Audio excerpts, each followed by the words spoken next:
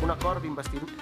¿Qué tal? ¿Cómo estás? Todo esto lo analizaremos a partir de ahora aquí en Ruta 23J. Bienvenidos a los que nos seguís en directo desde Cadena SER, HuffPost y también, por supuesto, desde El País. Aproximadamente una hora de análisis en profundidad sobre los temas que han marcado las últimas horas de campaña. Y uno de ellos, evidentemente, son las encuestas que desde hace unos días, concretamente desde el cara a cara, desde el lunes, parece que están virando y que han detectado un cambio al menos de tendencia. Kiko Llaneras ayer publicaba lo que hace semanalmente una comparación de cómo está el estado de las encuestas y aunque dice que sí que hay un empujón del PP, Kiko sigue viendo que todo puede estar bastante abierto. Estas son las barras en las que se ven los porcentajes de voto que tendría cada uno de los partidos con el agregado de las distintas encuestas y la tendencia de intención de voto reflejado en estas barras.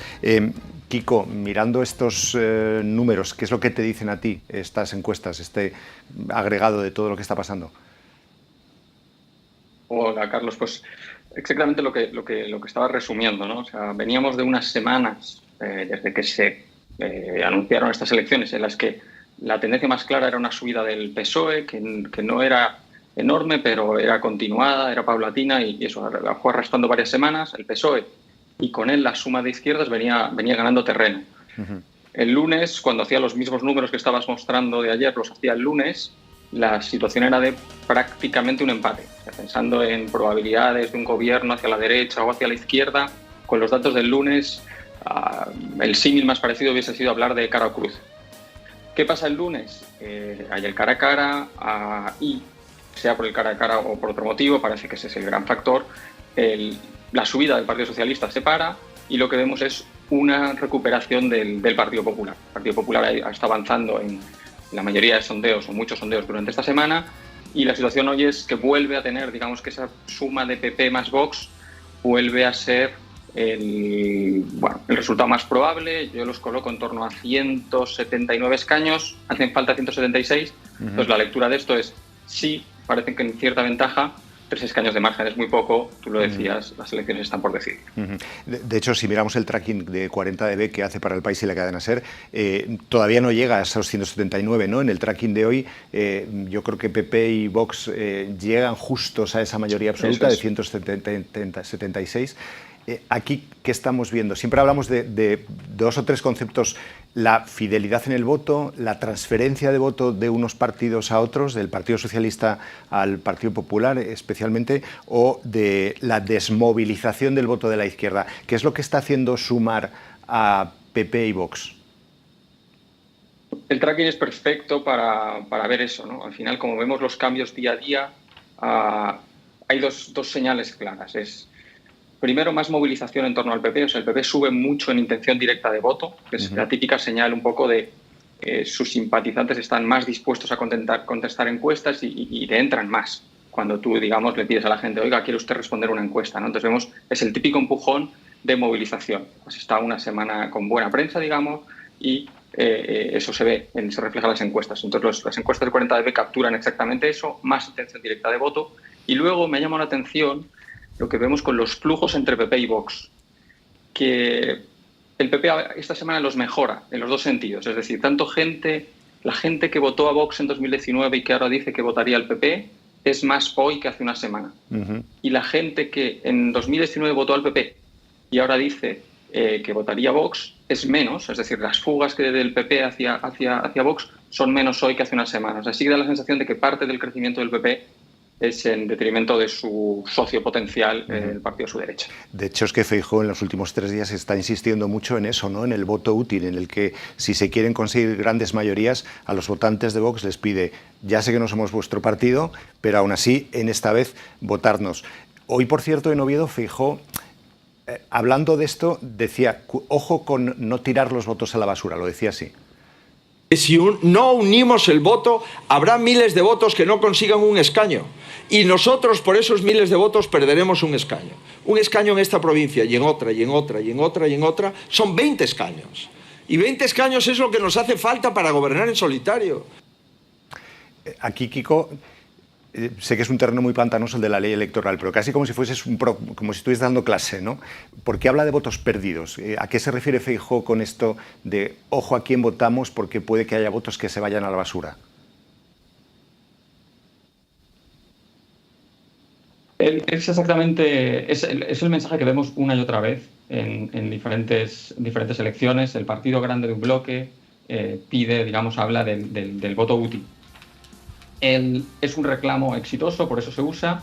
¿Tiene sentido? Siempre tiene cierto sentido. Es decir, es cierto que nuestro sistema electoral hace que los partidos más pequeños en las provincias que reparten menos escaños, esto nunca es, digamos, cierto en Madrid y Barcelona, tenga muy difícil entrar a conseguir un escaño. Entonces sí, la apelación a este voto útil es razonable. Ahora mismo Vox y la situación con Sumar es parecida. Entras probablemente en 20 o 25 provincias, pero no entra en todas. Entonces, bueno, sobre todo si eres el partido, digamos, grande de su bloque, pues es un reclamo habitual. Hace unos días recuerdo que publicabas un análisis cuando todavía estaba pendiente la unión entre Sumar y Podemos y veías un poco cuál podría ser la diferencia de escaños en caso de que Sumar fuese con Podemos o fuese por separado, cómo esas cuentas podían afectar a las dos formaciones.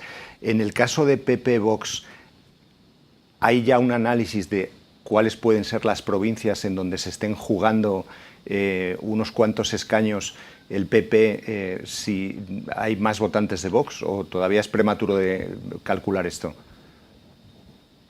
Digamos que mirando la foto muy desde arriba, es decir, mirando el voto nacional, si vemos un PP que se hace más grande en detrimento de Vox, o al revés, un Vox que crece en detrimento del PP, la suma es bastante parecida. Yo pensaba que iba a haber más variedad, y pensaba que iba a ser más claro que no, al bloque de la derecha le merece la pena o que crezca el PP o al revés, ¿no? Y con la izquierda lo mismo. Lo que veo es que no importa demasiado en el voto nacional, no importa demasiado el tamaño de los dos partidos del bloque, porque al final lo que pierdes con tu socio pequeño cuando se empieza a quedar fuera de sitio, muchas veces lo ganas si se está haciendo grande el partido grande del bloque, que entonces adelanta otra gente o se lleva 2 escaños. Entonces, a nivel nacional, mis sensaciones, mis simulaciones, digamos, es que el efecto no es muy grande. Sí que puede ser que en provincias concretas sí que haya lugares donde Vox o Sumar tienen muy difícil lograr escaño. Entonces, es en esas provincias donde sus votantes pueden estar con más dilemas, ¿no? ¿Voto mi partido favorito o hago un voto útil o pienso en términos de voto útil? Sobre eso tendremos datos bastante precisos en la web del País durante la semana que viene. Es uno de los grandes temas que queremos atacar esta semana. Tenemos que acabar de afinar los números, pero nuestra intención es que los lectores lo puedan encontrar allí. Por cierto, hablando de la semana que viene, si no me equivoco, el lunes es el último día que se publican encuestas o que se pueden publicar encuestas por ley, que es un instrumento que a nosotros nos sirve muchísimo y por supuesto también a los partidos políticos, claro, pero fundamentalmente a los periodistas para poder explicar qué es lo que está pasando. Esta casi una pregunta también de profesor, ¿no? Esta práctica de prohibir las encuestas la última semana, ¿tiene sentido ahora mismo? ¿Somos un caso único en Europa? ¿En otros países sucede lo mismo? ¿Es una práctica heredada de la historia pasada y que no se cambia por algún motivo en concreto? ¿Qué pasa ahí? Yo creo que es algo desfasado, ¿no? O sea, al final en el grueso de los países europeos el plazo es mucho más pequeño. A lo mejor no se pueden publicar encuestas el último día, 2 días, pero en general el tener un umbral, una prohibición de encuestas de una semana es raro en España. Hay otros países donde existe esto, pero va siendo raro. Y los motivos nunca han sido muy buenos. O sea, al final el motivo es de alguna forma intentar proteger una especie de voto salido pues, desde el corazón de uno sin mirar los efectos de ese voto que dependen de lo que vote otra gente, ¿no? De qué partidos son grandes. Igual tú quieres sumarte o no sé, igual quieres abandonar un partido que parece que no tiene opciones de escaño, igual quieres... Bueno, o sea, que el voto estratégico es útil, es una elección que pueden hacer los electores, pero para mí, además de esto, además de que creo que es información y que está bien tenerla, para mí lo más grave es pensar en quién la tiene y quién no la tiene. O sea, al final, las encuestas no se pueden publicar, pero se pueden hacer, se pueden vender. Los partidos políticos tienen encuestas la última semana. Las empresas que las pueden pagar tienen encuestas la última semana. Al final, los únicos que no las tienen son los ciudadanos. Los ciudadanos se quedan una semana en la que, en lugar de poder seguir siguiendo los sondeos que conocen de la última campaña, empiezan a ver circular por redes sociales, por WhatsApp, presuntas encuestas. Entonces, en lugar de, al final, de proteger la buena información, al quitar, digamos, las fuentes oficiales de información, los medios como nosotros, que hacemos un trabajo transparente, bueno, dejamos a los ciudadanos en manos de la intoxicación y de los bulos que puedan circular por redes. Sí, las famosas frutitas, ¿no?, que empezarán a aparecer desde la semana que viene. Quico Llaneras, gracias. Buen fin de semana.